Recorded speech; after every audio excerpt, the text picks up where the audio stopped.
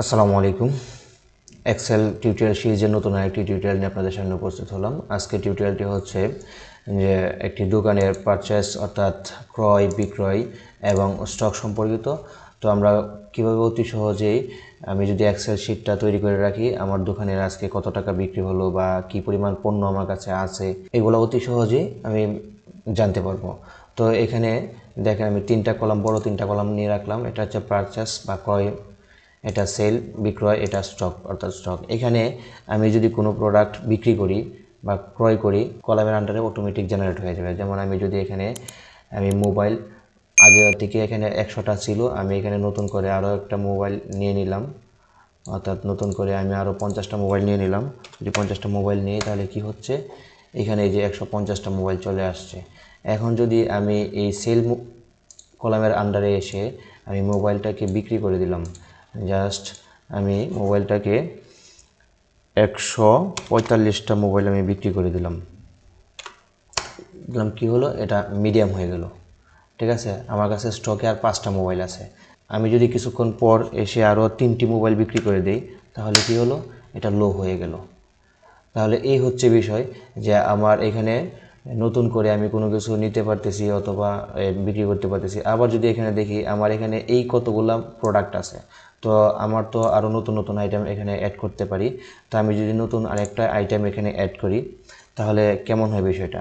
তো আমি এখানে নতুন আরও একটি আইটেম অ্যাড করলাম, দেখা যাক সেটা এই কলামে অ্যাড হয় কি না। আমি এখানে কিবোর্ড নামে নতুন একটি প্রোডাক্ট অ্যাড করলাম। কিবোর্ড নতুন একটি প্রোডাক্ট এখানে অ্যাড করলাম। তো এখানে ড্রপডাউন মেনুতে গেলাম, ওই যে সর্বশেষ কিবোর্ডটা কিন্তু যুক্ত হয়ে গেল। অর্থাৎ আমি এখানে ইচ্ছে করলে নতুন একটি প্রোডাক্ট যুক্ত করতে পারি। তো আমি এখানে কিবোর্ড নিলাম 50টা, এন্টার দিলাম, এই যে এখানে ইন স্টক চলে আসছে। অর্থাৎ এখানে 3টা কন্ডিশন। তো কীভাবে এই ধরনের এক্সেল শিট মাত্র 5 মিনিটেই তৈরি করতে পারি সেই প্রসেসটা আপনাদেরকে দেখাবো। তো সেটা দেখানোর জন্য আমি এখানে শিট 2 নামে নতুন একটা শিট নিয়ে রাখলাম। তো আমি এটাকে কী করব, এখান থেকে জাস্ট এই রোটুকু আমি কন্ট্রোল-C দ্বারা কপি করলাম, এখানে চলে আসলাম, এই 2 নম্বর রোতে আমি কন্ট্রোল-V দ্বারা এটাকে ছেড়ে দিলাম। আমি এটাকে কি করব, একটু রিঅ্যারেঞ্জ করে নিব। এখানকার কলামগুলা একটু ইজিবিজি দেখাচ্ছে, তো আমি এটাকে শুরু করলাম রিঅ্যারেঞ্জ করার জন্য।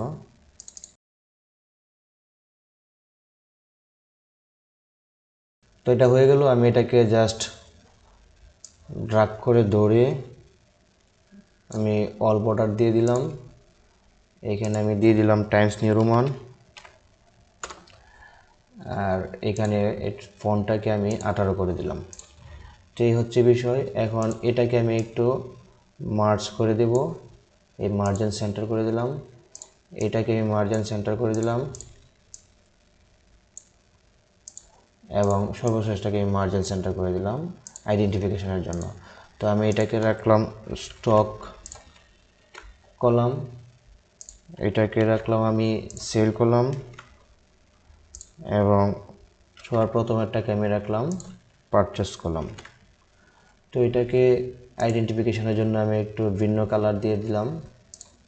ফন্ট কালারটাকে আমি সাদা করে দিলাম, এটাকে আমি এই কালারটাকে দিয়ে দিলাম, ফন্ট কালারটা সাদা করে দিলাম এবং লাস্টেরটাকে আমি, এটা আপনাদের মতো আপনারা কালারিং তৈরি করতে পারবেন, এবং ফন্ট কালারটাকে আমি সাদা করে দিলাম।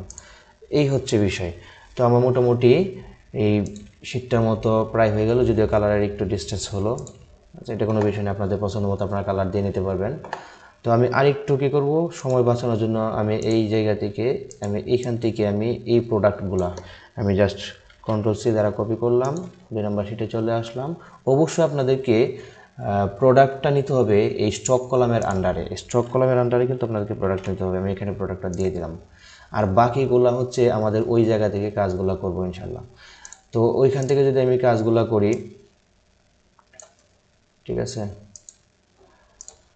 তো এখন আমি কি করব, এটাকে আমি সাজাবো। এখানে চলে আসলাম এই পারচেস কলামের এখানে প্রোডাক্ট নেমের মধ্যে চলে আসলাম। এখান থেকে আমি চলে আসবো ডাটা থেকে চলে আসবো ডাটা ভ্যালিডেশন। এই ডাটা ভ্যালিডেশন থেকে আমি কি করব, এনিটাকে লিস্ট করে দেব এবং এই যে এটা আমি ক্লিক করলাম, এটা ক্লিক করে এই যে অংশটুকু আমি যতটুকু নিতে চাচ্ছি, ঠিক আছে, আমার এই পর্যন্ত আমি নিতে চাচ্ছি, এটা নিয়ে নিলাম। নিয়ে আমি কি করলাম, এটাকে ক্লিক করলাম এবং ওকে দিয়ে দিলাম।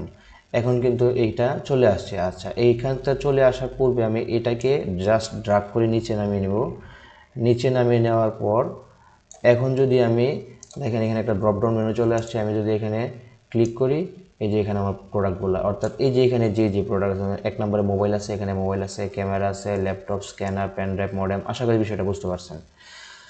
তো একইভাবে আমি এই প্রোডাক্ট নেমে আসলাম, এখান থেকে এই ডাটা ভ্যালিডেশনে আসলাম, ডাটা ভ্যালিডেশন থেকে এনিটাকে আমি জাস্ট কী করব, লিস্ট করে দেব এবং এখানে ক্লিক করে এই সেম পূর্বের অবস্থায় এই সম্পূর্ণটাকে আমি কী করব, ড্রাগ করে এই পর্যন্ত আমার বর্ডার পর্যন্ত নিয়ে নিলাম। এইখানটায় ক্লিক করব এবং ওকে করে দিলাম। তো দেখেন এখানে এটা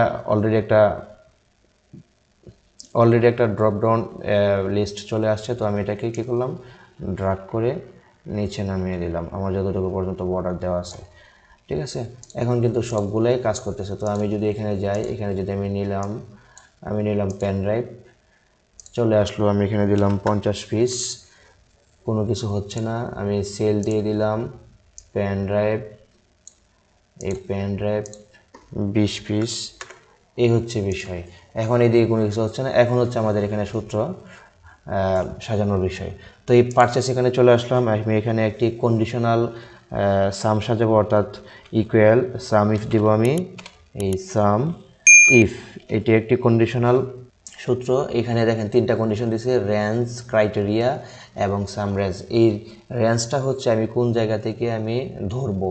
তো এই রেঞ্জটা অবশ্যই আমার এই যে এখানে পারচেস, এই পারচেসের অংশটুকু থেকে আমি এই যে এইটাকে সম্পূর্ণটাকে, এই রেঞ্জটাকে আমি ধরে দিলাম, অর্থাৎ এই পর্যন্ত আমি ধরে দিলাম এই রেঞ্জ। এখন এটা কিন্তু রেঞ্জ চলে আসছে। আমি এটাকে কী করবো, কিবোর্ড থেকে জাস্ট F4 আমি ক্লিক করলাম, এটাকে লক করে দিলাম, আমি কমা দিয়ে দিলাম। এবার আমি কি করব, আমাকে বলছে ক্রাইটেরিয়া, এই ক্রাইটেরিয়াটা আমি এই মোবাইলটা নিলাম, আমি কমা দিয়ে দিলাম। এবার আমাকে বলছে সাম রেঞ্জ, এই সাম রেঞ্জটা হচ্ছে এই কোয়ান্টিটিটা আমি টেনে ধরে একদম এই পর্যন্ত দিয়ে দিলাম। দিয়ে আমি আবারও F4 চাপলাম, দিয়ে আমি এবার ফার্স্ট ব্র্যাকেটটা ক্লোজ করে দিলাম, ফার্স্ট ব্র্যাকেট ক্লোজ, এন্টার দিয়ে দিলাম। এই যে এখানে কিন্তু চলে আসছে পারচেস। দেখেন এখানে পারচেস মোবাইলটা 0 চলে আসছে, কিন্তু আমি কিন্তু এখানে কোনো মোবাইল ক্রয় করি নাই। তো আমি কি করলাম, আমি এখানে আসলাম, এসে আমি এই যে মোবাইল আমি ক্রয় করলাম 100 পিস। এই যে এখানে পারচেস 100 পিস চলে আসছে, একদম ফর্মুলাটা অ্যাকুরেটলি কাজ করতেছে। ঠিক আছে, তো আমি এটাকে কী করব, ড্রাগ করে একদম নিচে ধরে দেব, সম্পূর্ণটুকুকে ধরে দেব। ঠিক আছে, এই সম্পূর্ণকে ধরে দিলাম। তাই দেখেন ওই যে পেন ড্রাইভ আমরা ক্রয় করছিলাম, পারচেস করছিলাম পেন ড্রাইভ 50 পিস, এখানে পেন ড্রাইভ 50 পিস দেখাচ্ছে। ঠিক আছে, তো সেমভাবে আমরা এই সেলে আসলাম, সেলে এসে আমরা কী করলাম, ওই আগের সূত্রটা আমরা অ্যাপ্লাই করলাম, ইকুয়াল দিলাম সাম ইফ, এই সাম ইফ, তারপরে ফার্স্ট ব্র্যাকেট। এখন এটাকে আমরা কী করব, এই রেঞ্জটা কোথায় থেকে নিব, রেঞ্জটা অবশ্যই এই সেলের অংশটুকু থেকে নিব।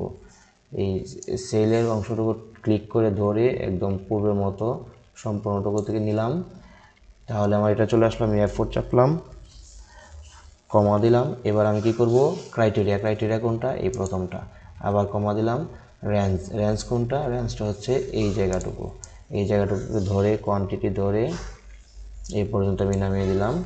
এখন আমি কি করলাম, F4 চাপবো, এবার আমি ফার্স্ট ব্র্যাকেটটা ক্লোজ করে দিলাম, এন্টার দিলাম, এই যে ওকে হয়ে গেল। এখন সেল 0, মোবাইল 0 দেখাচ্ছে, কারণ আমি এখানে মোবাইল কোনো কিছু সেল করি নাই। তো আচ্ছা, এটাকে আমি ড্রাগ করে একদম নিচে নামিয়ে দিব, ড্রাগ করে নিচে নামিয়ে দিলাম। এখন যদি লক্ষ্য করি, এই যে পেন ড্রাইভ আমরা 20টা সেল করছিলাম, এখানে 20টা পেন ড্রাইভ সেল করছিলাম, এখানে দেখাচ্ছে। এখন যদি আমি এখানে এসে মোবাইল আমি সেল করে দিই 95টা, এই যে 95টা হয়ে গেল। এখন আমি কি করব, এই সূত্র সাজাবো, তাহলে স্টকের সূত্রটা খুবই ইজি। আমি জাস্ট ইকুয়াল দিলাম, ফার্স্ট ব্র্যাকেট ওপেন করলাম, আমি এই ঘরটা ক্লিক করলাম, মাইনাস চিহ্ন দিলাম এবং এই ঘরটা ক্লিক করলাম, আমি ফার্স্ট ব্র্যাকেটটা ক্লোজ করে দিলাম, এন্টার দিলাম। এই যে এখানে দেখাচ্ছে 5টা। তাহলে মানে এটা স্টকটা হচ্ছে জাস্ট বিয়োগ করা আর কি, পারচেস থেকে এটাকে সেলের অপশনটাকে বিয়োগ করে দেওয়া। আমি এটাকে ক্লিক করে ধরে নিলাম, তাহলে এই যে এখানে কিন্তু চলে আসছে। আমরা কী করছি, 30টা চলে আসছে। কী চলে আসছে, পেন ড্রাইভ। ওই যে পেন ড্রাইভ কী করছিলাম, আমরা 50টা ক্রয় করছিলাম এবং 20টা বিক্রি করে দিয়েছিলাম, তাহলে আমার কাছে আর 30টা আছে, স্টক আছে। তো আমি এটাকে কি করব, এখন আমি এই কারেন্ট কন্ডিশন বিষয়টা হচ্ছে সবচেয়ে ইন্টারেস্টিং বিষয়, এবং এটা হচ্ছে আমার স্টকের কন্ডিশনটা দেখাবে। ঠিক আছে, স্টকের কন্ডিশনটা দেখানোর জন্য আমি প্রথম করে আসলাম, আমি ইকুয়াল দিলাম, আমি দিলাম ইফ দিয়ে ফার্স্ট ব্র্যাকেট আমি বললাম কি এই স্টকটা যদি এই K3টা, আমি জাস্ট এখানে ক্লিক করলাম, K3টা যদি কি হয়, অবশ্যই 3 থেকে ছোটো হয়। 3 থেকে ছোটো হলে কি করবে, আমি বলবে 3 থেকে ছোটো হলে আমাকে বলবে যে লো, আমি দিয়ে দিলাম লো, ডাবল কোটেশন ক্লোজ, কমা দিলাম, আবার আমি ইফ সাজালাম, সহসা দিয়ে আমি আবার ফার্স্ট ব্র্যাকেট দিলাম। এখন আমি দেব অ্যান্ড, এই অ্যান্ড দেব। কেন অ্যান্ড দেব, কারণ আমি চাচ্ছি যে 3-এর উপরে এবং 5-এর ভিতরে, মানে 3 থেকে শুরু করে 5-এর রেঞ্জ পর্যন্ত এই কোয়ালিটি। আপনি ইচ্ছা করলে আপনি এরকম সাজাতে পারেন যে 10 থেকে শুরু করে 20 পর্যন্ত, এরকম একটা রেঞ্জ দিতে পারেন আপনার ইচ্ছা, বা মানে এটা আপনার চাহিদা অনুযায়ী আমি এখানে দিয়ে রাখলাম, আপনারা এটাকে এডিট করতে পারবেন। তাহলে আমি বললাম কি যে এই K3টা যদি 3 থেকে বড় হবে, 3-এর সমান এবং 3 থেকে বড় হবে, তো আমি এখানে কি করলাম, এই গ্রেটার দেন ইকুয়াল 3-এর সমান অথবা 3 থেকে বড়, কমা দিলাম। আমি আবার এই K3টাকে ক্লিক করলাম। এখন আমি বললাম কি এই লেস দেন ইকুয়াল 5, অর্থাৎ 5-এর সমান বা 5 থেকে ছোটো, 3-এর সমান বা 3 থেকে বড়, এই কন্ডিশন যদি থাকে তখন আমাকে কি বলবে, তখন আমাকে বলবে যে মিডিয়াম, তখন আমাকে কি বলবে, মিডিয়াম আমাকে বলবে। ঠিক আছে, আচ্ছা এই গেল এটা। এবং সর্বশেষ কন্ডিশন আমি দিব আবার ইফ, আমি এবার বলবো কি যে অবশ্যই সেটা কি করবে, যে 5-এর থেকে যদি বড় হয়, অর্থাৎ এই K3টা যদি কি হয় 5 থেকে বড় হয়, তাহলে কি বলবে, যে 5 থেকে যদি বড় হয় তাহলে সেটা বলবে কি যে ইন স্টক। তাহলে আমি এখানে সাজাবো গ্রেটার দেন 5 দিয়ে বললাম কি গ্রেটার দেন 5 যদি হয় তাহলে কি হবে, অবশ্যই বলবে ইন স্টক। তাহলে আমি দিলাম ইন স্টক। তো আমার সবগুলা শর্ত সাজানো শেষ। এবার আমি কি করব, জাস্ট ফার্স্ট ব্র্যাকেট ক্লোজ করব। এখন ফার্স্ট ব্র্যাকেট এখানে যতগুলো ওপেন করছি ততগুলো ক্লোজ করতে হবে। তো এখানে দেখেন ওপেনও করছি ক্লোজও করছি, এগুলো একটু ঝামেলা বিষয়। তো আমি জাস্ট এই মেসেজটার ক্ষেত্রে লক্ষ্য রাখবো, আমি যতক্ষণ পর্যন্ত এই মেসেজটা আমাকে শো করবে ততক্ষণ পর্যন্ত আমি ফার্স্ট ব্র্যাকেটটা ক্লোজ করতে থাকবো। তো আমি একটা ফার্স্ট ব্র্যাকেট ক্লোজ করলাম, মেসেজটা এখনও আছে। আরও একটা ফার্স্ট ব্র্যাকেট ক্লোজ করলাম, এখনও মেসেজটা আছে। আমি আরও একটা ফার্স্ট ব্র্যাকেট ক্লোজ করলাম, এখন কিন্তু মেসেজটা চলে গেল। তো মেসেজটা চলে গেল, জাস্ট আমি এন্টার দিলাম। এই যে এটা মিডিয়াম দেখাচ্ছে, কারণ কি 5 থেকে শুরু হইলে মিডিয়াম দেখাবে। তো আমি এটাকে কি করলাম, ড্রাগ করে ধরে একদম নিচে পর্যন্ত আমি নামিয়ে দিলাম, এই নিচ পর্যন্ত আমি নামিয়ে দিলাম। এখন দেখেন এটা মিডিয়াম দেখাচ্ছে, এটা লো দেখাচ্ছে, এটা স্টক দেখাচ্ছে। ঠিক আছে, তো এই জিনিসগুলো একটু অন্যরকম। তো আমি এটাকে জাস্ট একটু অ্যালাইনমেন্টটা ঠিক করে নিলাম। অ্যালাইনমেন্টটা যদি ঠিক করে নিই তাহলে এটা ঠিক হয়ে যায়। এই সবগুলাকে আমি এই সবগুলাকে ধরে আমি অ্যালাইনমেন্টটা একটু ঠিক করে নিই। অ্যালাইনমেন্টটা ঠিক হয়ে গেল। এখানকারও সবগুলোকে আমি ধরে জাস্ট অ্যালাইনমেন্টটা আমি ঠিক করে নেব। হ্যাঁ, অ্যালাইনমেন্টটা সব ঠিক হয়ে গেল। এখন আমি কি করব, এইগুলাকে আমি হাইলাইটস করব, যেগুলো মিডিয়াম সেগুলো হাইলাইটস, অর্থাৎ কালার কোডিং করব। তো এইটা কালার কন্ডিশনের জন্য আমি কোথায় যাব, এই কন্ডিশনাল ফরম্যাটিংয়ে আসবো, হাইলাইটস দ্য রুলস, আমি টেক্সটে চলে আসলাম। টেক্সটে চলে এসে আমি বললাম কি যে লো যদি হয় তাহলে সেটা আমাকে কি দেখাবে, অবশ্যই লোটা আমরা জানি আমাদের জন্য ক্ষতিকর, তাই আমরা কী করব, এটাকে লাল মার্ক করে দেব এবং ফন্টটাকে আমি সাদা মার্ক করে দেবো, যেন আমার চোখে এটা বাজে আর কি, সৌন্দর্য বিষয়টা। এই যে লো যেগুলো আছে সবগুলো লাল হয়ে গেল। এবং আচ্ছা এবার আমি কি করব, আমি আবারও এটার মধ্যে চলে আসলাম। আমি আমি এটা কি করলাম, টেক্সট কন্ডিশন, আমি এটাকে এবার দিলাম ইন স্টক। এই ইন স্টক করলাম। আমি এখানে আমি আবার কাস্টম ফরম্যাটিংয়ে আসলাম। কাস্টম ফরম্যাটিংয়ে এসে ফন্টটা আমি সাদা করে দিলাম এবং ফিল কালারটা সবুজ। ইনস্টক মানে আমার জন্য গ্রিন সিগন্যাল, আমি এটা দিয়ে দিলাম, দিয়ে আমি জাস্ট ওকে করলাম। এখন আমি আবার কি করব, মিডিয়ামটাকে আমি হলুদ করে দেবো। তো আমি এখানে কালার কন্ডিশনে আসলাম, হাইলাইট দ্য সেলস রুলস, এই এক্সাক্ট কন্ডিশন, আমি এখানে লিখলাম মিডিয়াম, আমি এটাকে হলুদ করে দেবো। তো এই কাস্টম ফরম্যাটিংয়ে আসলাম, আমি ফিল কালারটাকে হলুদ করে দিলাম এবং ফন্ট কালারটাকে আমি লাল করে দিলাম। ওকে করে দিলাম, এই ওকে। এই যে এখানে আমার এগুলো এখন কাজ করতেছে যথাযথ। ঠিক আছে, তো আমি যদি এখানে আরও একটি প্রোডাক্ট নিই, আমি এখানে পেন ড্রাইভ নিলাম, সরি পেন ড্রাইভ আগে দেওয়া আছে। আচ্ছা আমি অন্য একটা নিয়ে আমি বুক নিলাম, বুক নিয়ে আমি বললাম যে 50 পিস।